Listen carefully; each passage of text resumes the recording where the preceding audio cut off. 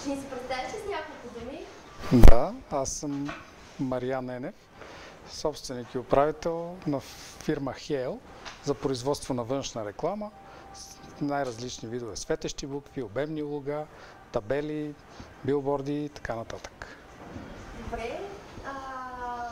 Какво можеш да кажеш за курса, който посети по продажната? Невероятен, не очаквах нещо толкова хубаво да ми се случи след като се записах.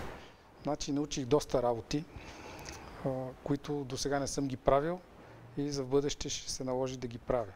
Не защото трябва, а защото вече съм убеден, че трябва да ги правя. И научих, че клиента трябва да се намери, да се обслужи и след това да му се обръща внимание, докато той все още е наш клиент, да продължава да бъде наш клиент.